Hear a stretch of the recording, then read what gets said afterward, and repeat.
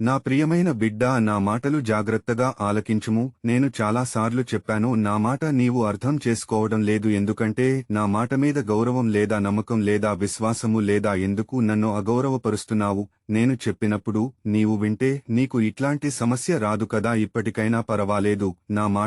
నా మీద నీకు గౌరవం ఉంటే నీవు నేను చెప్పినట్లు వింటే నీకు సమస్యలు రాకుండా నేను కాపాడుతాను. నీకు జబ్బులు రోగాలు రాకుండా నేను కాపాడుతాను. విశ్వాసముంచుము.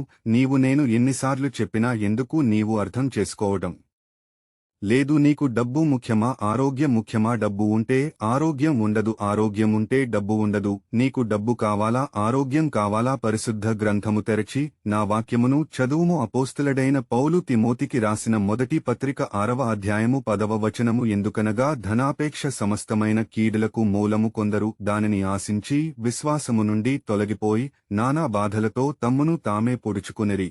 ఇప్పటికైనా పరవాలేదు కాబట్టి వాక్యమును చదివావు కదా, గ్రహించావు కదా. నీవు ఏమి చేయాలి అంటే, ఈ లోకములో నీవైనా ఎవరైనా కొన్ని రోజులు బ్రతకాలి అంటే ధనము మీద ఆశ ఉంచకుండా నా మీద విశ్వాసముంచి నాయందు నమ్మకం ఉంచి నిత్యము ప్రార్థన చేసుకుంటూ పరిశుద్ధ గ్రంథాన్ని చదువుకుంటూ ప్రశాంతమైన జీవితము గడిపితే నేను నీకు దీర్ఘాయుష్యును ఇస్తాను. లేదు, నాకు ధనమే ముఖ్యము అంటే నన్ను విడిచి ధనమును నమ్ముకుంటే నాశనము అయిపోతావు. ఈ లోకములో ధనము ముఖ్యము కాదు. ధనము ప్రశాంతత ఇవ్వదు.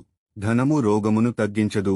నీకు ఆరోగ్యము ఇవ్వదు. ధనం మీద ఆశించి ధనము కోసము రాత్రి పబవళ్లు శ్రమిస్తూ నన్ను మరిచిపోయి అనేక విధములైన సమస్యలు తెచ్చుకుని పొడుచుకుంటూ నరుకుకుంటూ దెబ్బలాడుకుంటూ లేనిపోని రోగాలు తెచ్చుకుని ఆఖరి సమయములో నన్ను గుర్తు చేసుకుని నా యొద్దకు వస్తే ఏమీ ఫలితం ఉండదు. వెలుగుండగానే దీపము సరిచేసుకోమని సామెత చెప్పినట్లుగా వెలుగుండగానే అంటే నీవు బ్రతికుండగానే నన్ను వెంబడించి నాయందు విశ్వాసముంచి నీవు జీవిస్తే నిండు నూరేళ్లు బ్రతుకుతావని నేను మాటస్తున్నాను. ఈ లోకములో ఎవరైనా నాయందు విశ్వాసముంచి నేను సర్వ ప్రపంచమును సృష్టించిన సృష్టికర్తనని, సృష్టి అంతటిని పోషిస్తున్న దేవుడనని విశ్వసిస్తే నీకు ఏది తక్కువ కాకుండా నేను చూసుకుంటాను. అబద్ధం ఆడవద్దు, దొంగతనం చేయవద్దు, వ్యభిచరించవద్దు, నరహత్య చేయవద్దు. నేను తప్ప వేరొక దేవుడు నీకు ఉండకూడదు.